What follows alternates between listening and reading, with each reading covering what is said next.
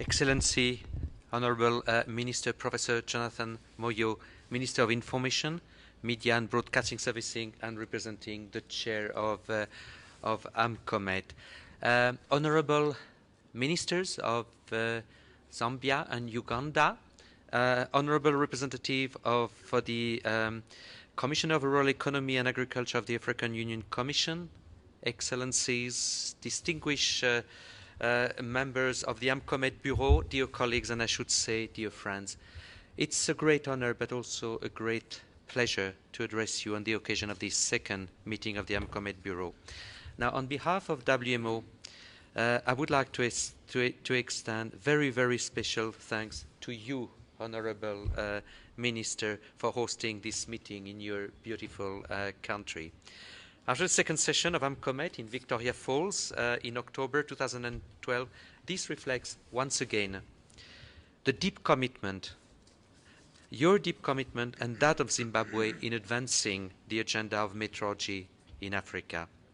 And the meeting comes at a critical moment when the global agenda is focused on climate change and its impact on society, economy, and the environment.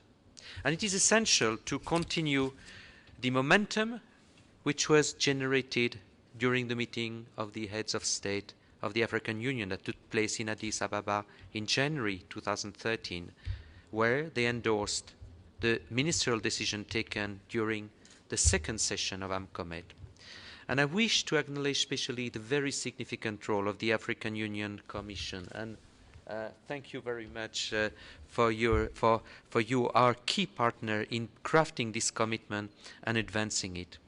Together with the ministers in charge of meteorology, we have set out a full intersessional program, and I would like to express the satisfaction of WMO for the significant progress which has been made in all areas. The implementation and resource mobilization plan for the Integrated African Strategy for Meteorology has been completed and validated by the member states of the different African regional economic communities. The task force on the implementation and resource mobilization plan has worked very hard to make it as comprehensive as possible, taking into account the needs of the continent. It is now for sub-regional and national institutions to use it as a guide to develop their own plan and address more specific needs. I understand that the constitution and rules of procedures under the leadership of the Honorable Minister of Zambia have been finalized. Much progress has been made, and it is envisaged that this document will provide the required guidance for the governance of AMCOMET. Now, the feasibility of establishing a regional climate center in South Africa is being assessed. The AMCOMET Secretary and WMO have been working very closely with ECAS and CEMAC to explore the possibility of establishing this center to serve the needs of their member states. So I'm sure we shall hear more about it in the discussion. Now, back in January 2013, the heads of states of the African Union decided to establish a joint task force with AMCOMET and AMCOS, the African Ministerial Council on Science and Technology, to work on a Pan-African strategy that takes into consideration all space requirements. Now, AMCOMET has been collaborating with AMCOS and the African Union Commission to develop a common African space policy. WMO, through its space program, remains available to facilitate access and utilization of satellite data and products for weather, climate, water, and all related applications. Finally, on the various issues that will be looked at, the compliance of African countries with the requirement on quality management system of the ICAO, the International Civil Aviation Organization, remains a major challenge.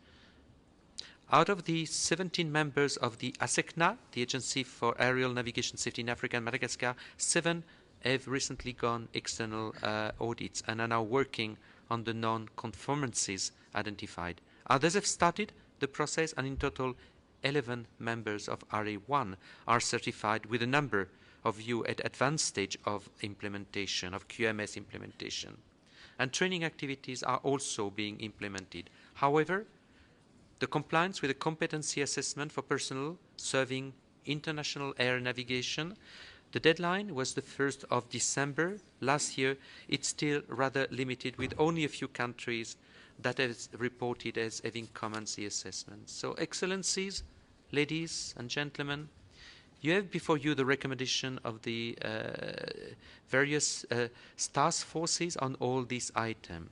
So the task of this meeting is to consider the work that has been done, which will be presented shortly, to provide guidance for future work and to prepare the agenda for the third session of AMCOMET, which is expected to take place later this year.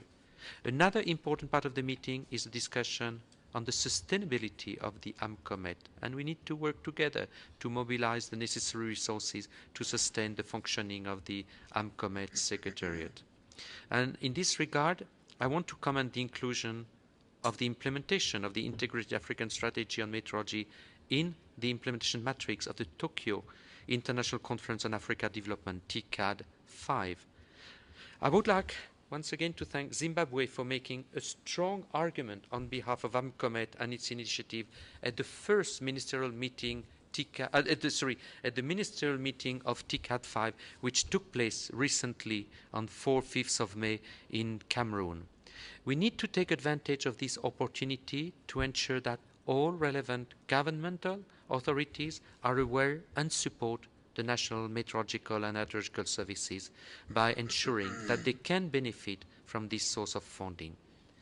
I would like to thank the African Union Commission for the strong support it has provided to AMCOMET in this TICAD process, and that has resulted in the inclusion of the Integrated African Strategy on Meteorology in the Yokohama Action Plan. National meteorological and hydrological services are critical actors indeed within the national structure in the development and implementation of national strategies for climate change adaptation and for sustainable socio-economic development. They are the designated national authorities and chief advisors to governments on matters relating to weather, water, and climate resources. Policymakers are the owners and the customers at the same time of enhanced weather and climate services in Africa. Policymakers must be the champions, both nationally and globally, to support effectively the effort of their countries in achieving sustainable development goals and mitigating the adverse effects of climate change. AMCOMET has the full backing of the Minister responsible for meteorology of Africa, and I'm very grateful to all of you for that. It is a driving force for the provision and use of weather and climate services in Africa. So with this commitment, the political support of the African Union Commission and the continuing assistance of WMO, together we can achieve the ambitious objectives that were set for advancing the development agenda of meteorology in Africa, and through it supporting the sustainable development of the continent. I look forward to continuing this collaboration with all of you and support the fulfillment of the AMCOMET goals and objectives. Last week, at the 5th African Regional Platform for Disaster Risk Reduction, the African Union has confirmed that it will integrate disaster risk reduction and climate change adaptation in its new Africa Climate Change Strategy. AMCOMET definitely has a major role to play in this critical effort. So I wish you a very successful meeting, and of course an enjoyable stay in Zimbabwe, but I have absolutely no doubt about that. Once again, Minister, thank you very much for hosting us, and thank you very much for the support of your country to this important process. Merci beaucoup.